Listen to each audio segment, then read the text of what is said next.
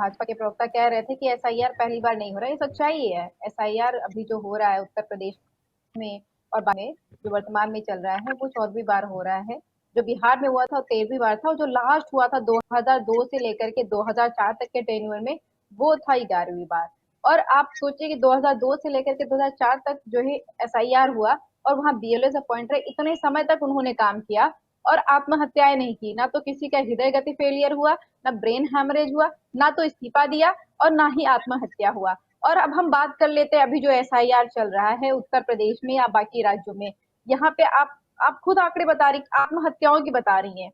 आप उनकी नहीं बता रही कि जिनके हार्ट फेल हो गए, उससे जिनकी डेथ हो गई है, उनकी भी लंबी चौड़ी लिस्ट है। आप उनकी भी नहीं बताया आपने, उनके आंकड़े जिन्होंने रेजिग्नेशन दे दिया कि हाँ, ना तो हम सरकारी काम कर सकते हैं ना ही बीएलओ का काम कर सकते हैं। तो आप सोचिए कि ऐसा क्या उनसे करवाया जा रहा है, ऐसा कौन सा प्रेशर उनको दिया जा रहा है। आज के समय में टेक्नोलॉजी एडवांस है, तब के समय में बीएलओ 2003 में बीएलओ को आत्महत्या प्रेशर नहीं पड़ा। और अब के समय में जब आपको टेक्नोलॉजी बिल्कुल मिल रही है, आपको इलेक्ट्रोल रोल मिल रहा है, तब भी बीएलओ के ऊपर में इतना प्रेशर दे रखा हुआ है कि वो आत्महत्या करने को मजबूर है।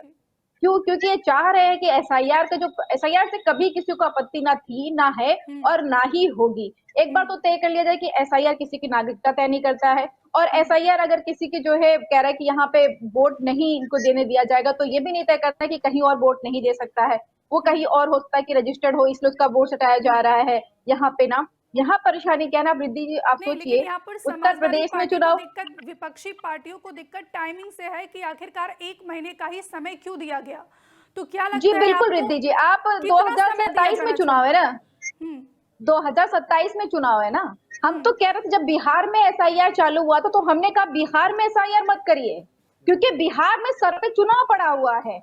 आप उत्तर प्रदेश में एसआईआर चालू कर दीजिए, 2027 में चुनाव है, आपके पास में प्रॉपर समय रहेगा। अगर जो है समाजवादी पार्टी की बात माने होते तो जिस वक्त इन्होंने बिहार में एसआईआर चालू किया हुआ था उस वक्त इनको उत्तर प्रदेश में एसआईआर चालू करना चाहिए था, ताकि आपके हाथ में पूरा टेन्योर रहता, आप किसी को प्रेशर ठीक नहीं है। कर रहे होते। आप बीएलओ के ऊपर इतना प्रेशर डाल रहे क्यों, आत्महत्या कर रहे हैं। आप उनसे क्या करवाना चाह रहे, कौन सा ठीक है। वोटर लिस्ट में नाम ऐड करवाना चाह रहे, कौन सा कट करवाना चाह रहे, क्योंकि नॉर्मल कार्य है, ये करते चले आए हैं।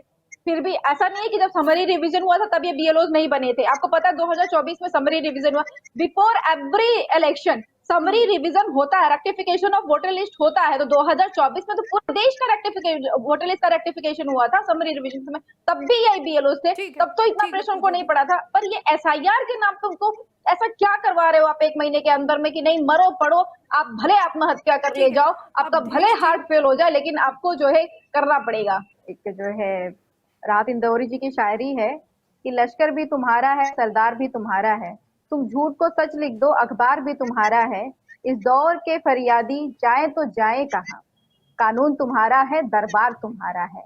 यही हालात हो रखे हैं पूरे देश में। जो एसआईआर के तहत बीएलओ की जो हत्याएं हो रही हैं, ये हत्याएं हैं और प्लान्ड हत्याएं हैं। मैं विथ ड्यू रेस्पेक्ट, मैंने आपके बीच में बिल्कुल इंटरप्ट नहीं किया था, ठीक है।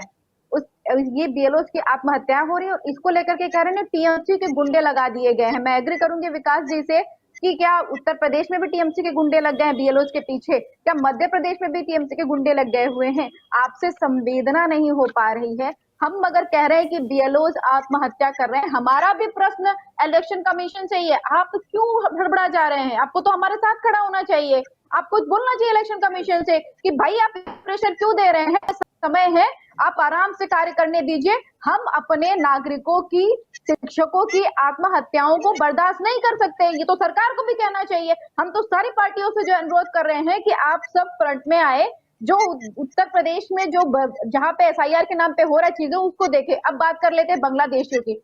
2017 में जब इनकी सरकार बनी हुई 2014 से लेकर के 2017 तक इन्होंने सिर्फ और सिर्फ 51 बांग्लादेशियों को डिपोर्ट किया था और अभी का आंकड़ा मान लिया 2025 तक में मैक्सिमम 4000 इन्होंने जो है बांग्लादेशियों को डिपोर्ट किया हुआ। वहीं यूपीए गवर्नमेंट ने 88,000 बांग्लादेशियों को डिपोर्ट किया था विद इन दो साल के अपने टेन्यूर में। और ये बात कर रहे हैं बांग्लादेशी बांग्लादेशी, असम से आ रहे हैं इनकी सरकार, उड़ीसा से आ रहे हैं इनकी सरकार, ले दे करके वेस्ट बंगाल में टीएमसी की सरकार है तो इनको वही बॉर्डर दिख रहा है। फर्जी आधार कार्ड बदले गए पश्चिम बंगाल में। आप जो है रेस्पॉन्सिबल है और आप शांत रहिए।